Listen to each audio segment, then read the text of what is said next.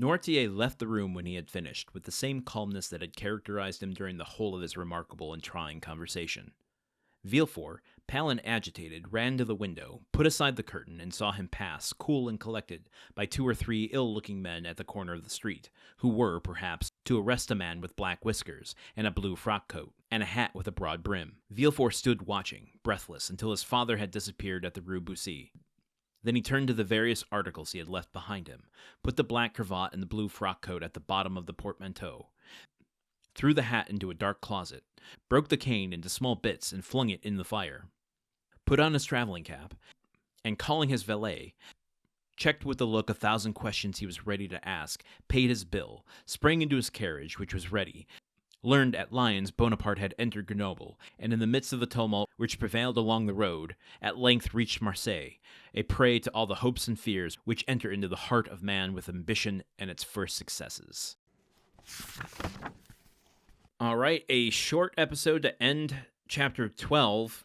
Villefort heading back to Marseilles and completely destroying or hiding the evidence that Noirtier left behind. One kind of thing that isn't exactly drawn out here, but if you stop and think about the symbolic nature of things for a moment here.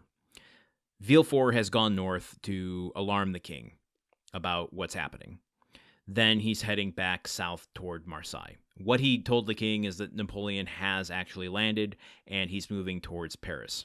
In this moment, as Villefort is heading back south to Marseilles, and especially after Noirtier said, if you want to seem like you're a prophet, go back to the king and tell him all this nonsense. When Villefort's heading south, Napoleon is actually heading north. So what this is, I think, subtly nodding at is that Villefort has a shifting allegiance to political power. He's a fair weather fan, if you will.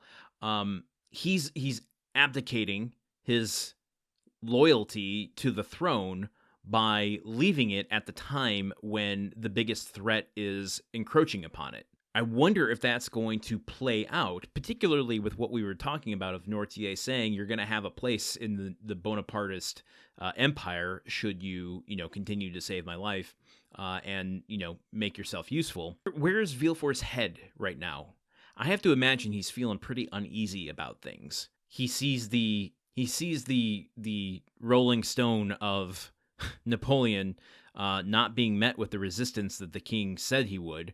Or that he maybe thought himself, and so he is maybe taking a step back and reassessing and just waiting to see how a few things play out before he makes his next move. I'm curious, where do we go in chapter 13? Are we going to go back to Dante at this point? We've been with Villefort for a while. What do we think this story needs? I don't know. I have to admit, for all of the characters and subplots and stories that are going on, I'm finding this to be an incredible story, and I'm glad we are reading it together. I am a little dismayed that it's going to take 4 years because I've got the thirst. I just want to devour it.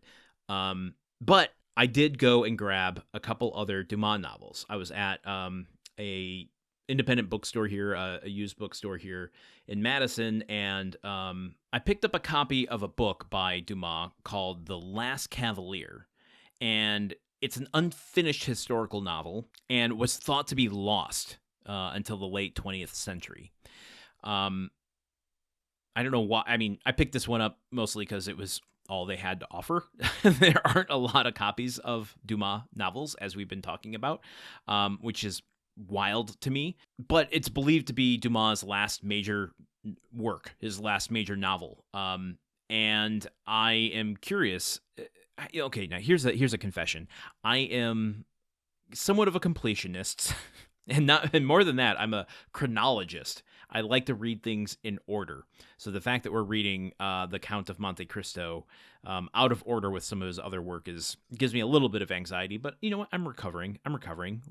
Let me be.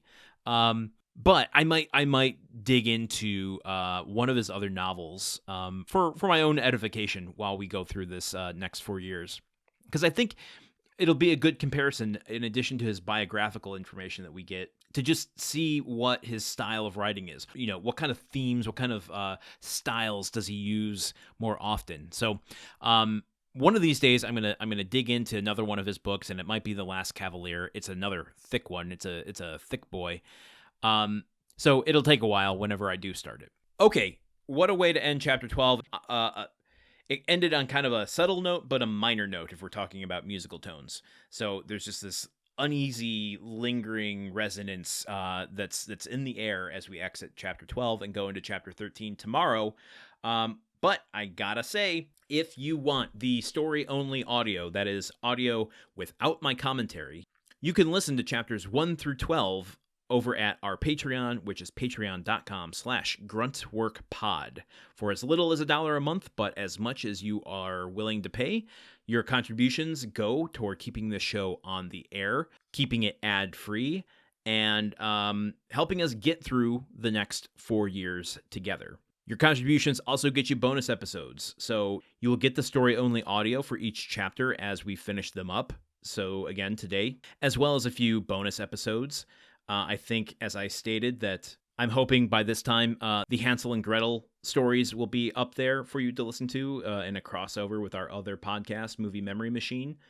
And I think maybe this Halloween I'm going to do a few stories. Maybe I'll do some of those Arthur Machen stories that reference the Count of Monte Cristo. But we can only make that a reality if you contribute over at patreon.com/gruntworkpod. And if you can't, that's fine. I totally get it. We are in precarious times.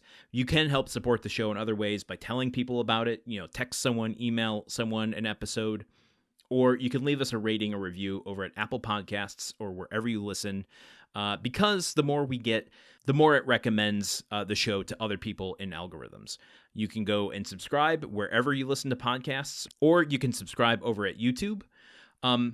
And lastly, I'll just say, I'm curious what kind of bonus content you want. I've been toying with the idea of maybe I do some book talks. Do I talk about what books I'm reading outside of Count of Monte Cristo once a week on YouTube or elsewhere? What do you want to see? Let me know. Get in contact with me. There's many ways to do that, and I would love to hear all of your thoughts. But let's hear more thoughts of Alexander Dumas as we continue tomorrow into chapter 13. You ready? Here we go. The Countdown of Monte Cristo is part of the Gruntwork Podcast Network. This show is produced, edited, and hosted by Landon Solano. The original text of The Count of Monte Cristo by Alexander Dumas. Theme song by Magic Solo. If you want to support the show and others like it, visit patreon.com/gruntworkpod. Thank you for listening. See you tomorrow.